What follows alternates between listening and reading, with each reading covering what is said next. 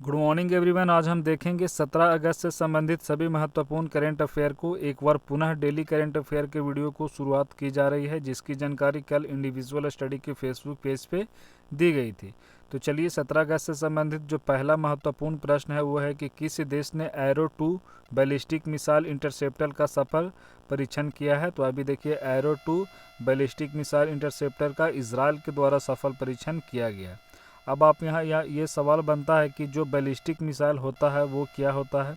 तो जैसा कि बैलिस्टिक मिसाइल के बारे में जानना है कि जो बैलिस्टिक मिसाइल का उपयोग होता है वह किसी पूर्व निर्धारित लक्ष्य पर हमला करने के लिए किया जाता है, यानी कि जो हमें लक्ष्य पहले से ही पता होता है जहां हमला करना होता है, तो उसी के लिए यूज़ किया जाता है बैलिस्टिक मिसाइल का। अब चलिए इसके बारे में और डिटेल देखें तो यहाँ पे बताया जा रहा है कि इजरायली वायुसेना और इजराइल के एरोस्पेस इंडस्ट्रीज के साथ संयुक्त राज्य अमेरिका की मिसाइल रक्षा एजेंसी यानी कि एमडीए ने भी परीक्षण किया था। तो अमेरिका ने भी इसमें सहयोग किया है। इजराइल तो ये रहा विश्व के नक्शे पे इजराइल। साथ ही इजराइल के जो बड़े लोकेशन को आप देख सकते हैं, जो इसकी सीमा है कहाँ कहाँ से लग रही है। भूमध्य सागर से एक जलीय सीमा लग रही है। साथ ही आप देख सकते हैं यहाँ पे डेड सी का भी लोकेशन देख सकते हैं। लेबनान में अभी एक धमाका हुआ था, तो इसके उत्तर में देख सकते हैं यहाँ पे लेबनान है, एवं अन्य जॉर्डन को, इजिप्ट को, सारे को आप यहाँ पे देख सकते हैं। इसकी जो राजधानी है, इसकी राजधानी कहाँ है, तो इसकी राजधानी जेरूशलेम है। अब चलिए हम अगले प्रश्न की ओर बढ़ते हैं। तो यहाँ पे बताया जा रहा है कि किस राज्य की सरकार ने महिला सशक्तिकरण के लिए अरुणोदय योजना चलाई है। तो अरुणोदय योजना अभी किस राज्य की सरकार के द्वारा लाया गया है, तो ये अभी असम की सरकार के द्वारा लाया गया है। तो चलिए अब थोड़ा इसका डिटेल देख लेते हैं। यहाँ पे बताया जा रहा है कि असम सरकार महिलाओं को आर्थिक रूप से सशक्त बनाने के लिए महत्वाकांक्षी अरुणोदय योजना के तहत 1730 गरीब परिवारों को 830 रुपये प्रति माह प्रदान, जो 830 रुपया प्रति माह उनको दिया जाएगा जो गरीबी रेखा के नीचे हैं। इसके अंतर्गत देखिए अब हम थोड़ा और जान लेते हैं जो असम है। तो अभी असम को हम थोड़ा डिटेल में देख लेते हैं। जैसा कि आपको पता होगा कि जो असम है उसका फॉर्मेशन कब हुआ था, तो 26 जनवरी 1950 को। यहाँ की जो राजधानी है वो दिसपुर है। साथ ही यहाँ के जो गवर्नर है वे कौन है, तो जगदीश मुखी है। यहाँ के सीएम चीफ मिनिस्टर कौन है, तो सर्बानंद सोनोवाल हैं, जो कि किस पार्टी से हैं, बीजेपी से हैं। एवं अन्य आप यहाँ पे देख सकते हैं, यहाँ पे राज्यसभा की जो सीटें हैं 7 है एवं लोकसभा की 14 है। तो दोनों देख सकते हैं, राज्यसभा का दुगना है लोकसभा में, तो दोनों को रिलेट करके याद कर सकते हैं। इसके अलावा जो अभी काफ़ी ज़्यादा ये खबरों में था, ये आप याद रखिएगा, यहाँ का काजीरंगा नेशनल पार्क। यहाँ पे अभी बाढ़ के कारण काफ़ी ज़्यादा पशुओं की मृत्यु हो गई थी, लगभग 100 से ज़्यादा 108 पशुओं की।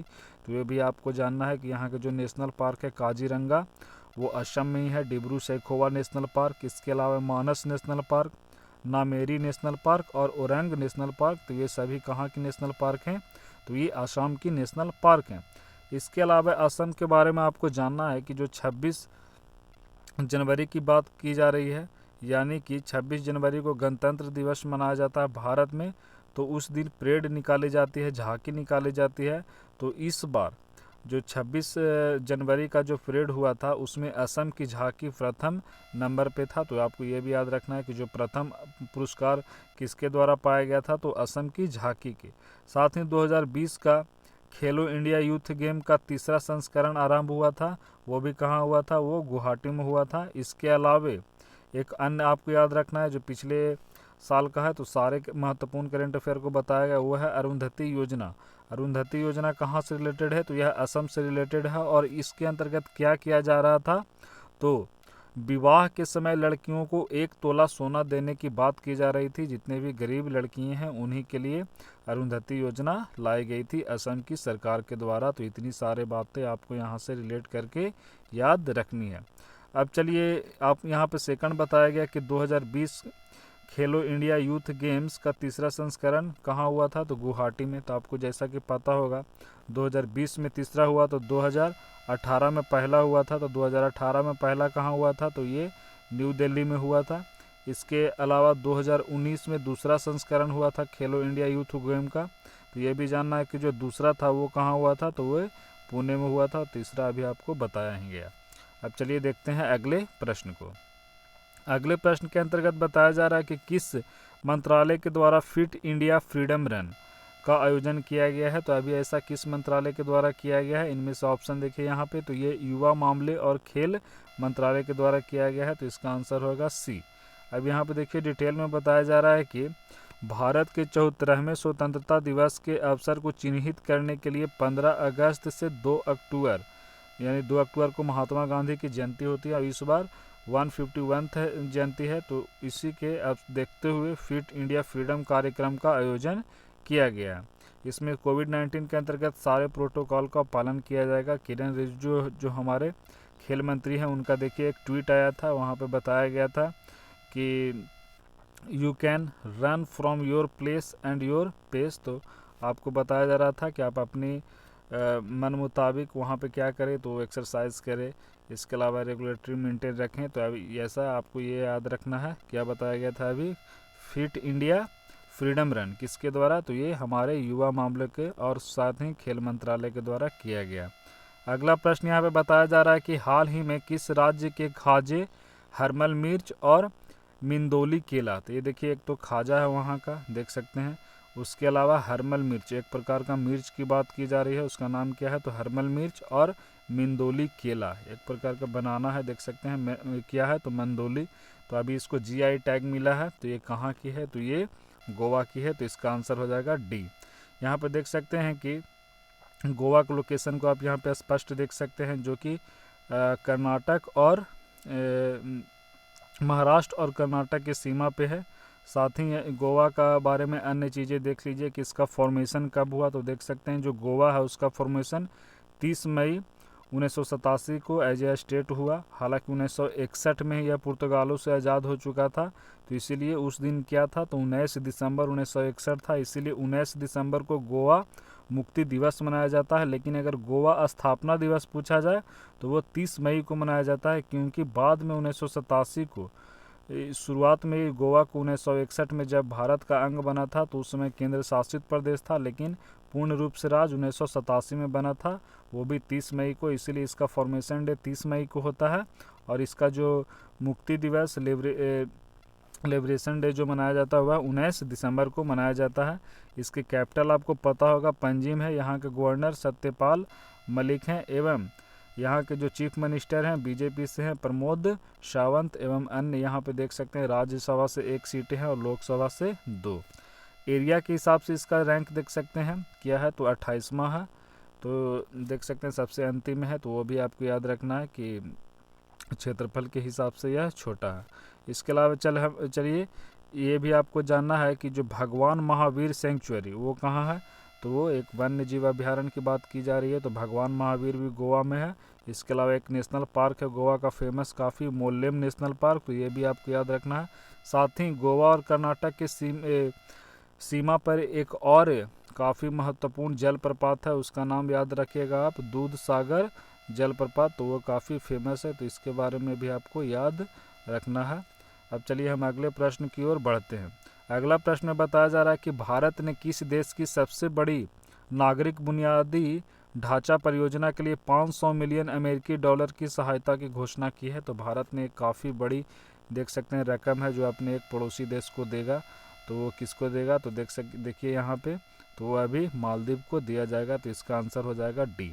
अब यहाँ पे आप देख सकते हैं कि इस फंड में से 400 मिलियन लाइन ऑफ क्रेडिट और 100 मिलियन डॉलर अनुदान के प्रदान, जो 400 है वो क्रेडिट के तौर पे दिया जाएगा। इसमें 100 मिलियन जो है वो लाइन यहाँ पे देख सकते हैं अनुदान के लिए प्रदान किया जाएगा, जिसका उद्देश्य राजधानी शहर, यानी कि इसका आप लोकेशन देख सकते हैं यहीं पर ये है। तो ये आपको जानना है कि ये जो मालदीव है इसका लोकेशन ठीक देखिए यहाँ पे हिंद महासागर में भारत के दक्षिण की ओर है।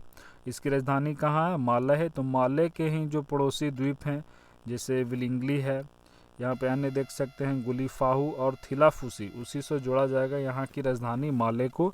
तो ये काफ़ी यहाँ पे जो द्वीपीय देश है मालदीव, छोटे छोटे टापुओं से मिलके बना है। अब चलिए हम अगले प्रश्न की ओर। यहाँ पे बताया जा रहा है कि भारत में वार्षिक अंतर्राष्ट्रीय फिल्म महोत्सव यानी कि IFFI कहाँ आयोजित किया जाता है? तो भारत में इसे कहाँ आयोजित किया जाता है? गोवा में। तो इसका आंसर हो जाएगा ए। गोवा के बारे में अभी डिटेल बताया गया। यहाँ पे देखिए international film festival of India, तो इसका आपको फुल फॉर्म याद रखना है क्या है, international film festival of India. यह अभी खबरों में क्यों है, तो गोवा के मुख्यमंत्री प्रमोद सावंत हैं, उन्हीं के द्वारा इस बात की पुष्टि की गई है कि नवंबर 20 से 28 तक इसका आयोजन किया जाएगा। तो आपको ये याद रखना है कि IFFI का आयोजन कहाँ किया जाता है, तो ये गोवा में किया जाता है। आगे हम बढ़े तो यहाँ पे बताया जा रहा है कि ऑनलाइन शिक्षा को बढ़ावा देने के लिए किस स्मार्टफोन निर्माता ने भारतीय बच्चों को 2500 से अधिक स्मार्टफोन वितरित करने का निर्णय लिया है। तो अभी देख सकते हैं यह चीनी कंपनी है, और किस चीनी कंपनी के द्वारा कहा गया है, तो Xiaomi यानी कि MI के द्वारा ऐसा कहा गया। एक तरफ देख सकते हैं काफ़ी ज़्यादा टेंशन बना हुआ है चीन से, उसी बीच चीन की देखिए वहाँ की जो कंपनी है इसके द्वारा ऐसी एक डिसीजन लिया गया है। तो ये आपको याद रखना है। यहाँ पे देखिए MI इंडिया वितरण प्रक्रिया को अंजाम देने के लिए भारतीय गैर लाभकारी संगठन टीच फॉर इंडिया के साथ साझेदारी करेगी। तो MI है जो इस प्रकार का वितरण करेगी, तो वह किसके, जो एक प्रकार का NGO है भारत की टीच फॉर इंडिया, उसी के साथ उसका साठगांठ रहेगा। अगला है कि नवरोज उत्सव इनमें से किस धर्म से संबंधित है। अभी हाल ही में नवरोज उत्सव मनाया गया, तो आपको ये बताना है कि नवरोज उत्सव किस धर्म से संबंधित है इनमें से, तो वो आप देख सकते हैं यहाँ पे वे पारसी धर्म से संबंधित है। अब चलिए हम थोड़ा डिटेल जानते हैं कि क्या है नवरोज उत्सव। जैसा कि देख सकते हैं नवरोज के नौरोज नाम से भी जानते हैं, साथ ही इसका मतलब ही होता है नया दिन, यानी कि जो नवरोज उत्सव मनाया जाता है वह ईरानी नववर्ष का नाम है, जिसे फारसी नया साल भी कहा जाता है। तो यह ईरानियों का, फारसियों का नया साल होता है, मुख्यतः ईरानियों द्वारा दुनिया भर में मनाया जाता है। यह मूलतः प्रकृति प्रेम का उत्सव है। जैसा कि आप देख सकते हैं प्रधानमंत्री नरेंद्र मोदी के द्वारा इसकी बधाई दी गई थी नवरोज उत्सव को लेकर। तो आपको ये याद रखना है कि जो भारत में पारसी समुदाय हैं, जो पारसी कम्युनिटी है, तो उन्हीं को यह इंडिकेट करता है कौन सा, तो नवरोज उत्सव। तो ये GK की दृष्टि से भी काफ़ी इंपॉर्टेंट था। अब चलिए अगले प्रश्न की ओर बढ़े तो यहाँ पे बताया जा रहा है कि ई-बाइक गो ने अपना नया ब्रांड एम्बेसडर किसे बनाया है। तो आप ऑप्शन यहाँ पे देख सकते हैं। तो ऐसा अभी किसे बनाया गया है, हरभजन सिंह को बनाया गया है। इलेक्ट्रॉनिक बाइक है, बैटरी से चलती है, तो इसी के किसे चुना गया है, हरभजन सिंह को। अब देखिए यही है हरभजन सिंह, इन्हीं को चुना गया है।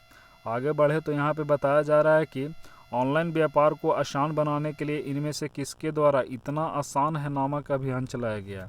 ये देखिए ऑनलाइन व्यापार को सेलर्स के लिए एक प्रकार का अभियान लाया गया है, उसका नाम दिया गया है इतना आसान है। आप टीवी में काफ़ी ऐड भी देखे होंगे।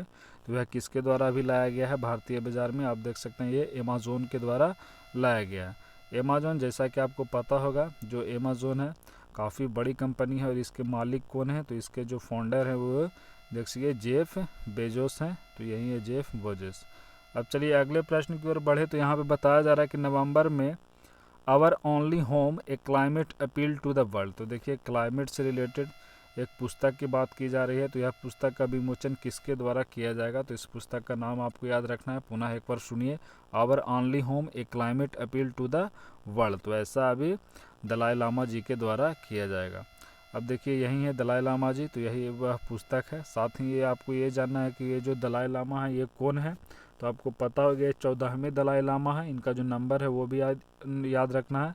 साथ ही इनका नाम क्या है, चूँकि ये तो दलाई लामा जी इनका पद है, तिब्बती धर्म गुरु हैं। साथ ही में आपको पता होगा कि इन्हें तिब्बत का राष्ट्र अध्यक्ष भी बताया जाता है। हालांकि चाइना इस बात का काफ़ी ज़्यादा खंडन करता है। तो आपको ये जानना है कि इनका जो पूरा नाम है, मुख्य नाम है, वो क्या है, तो तेंजिन। इनका नाम आपको याद रखना है तेंजिन ग्यात्सो।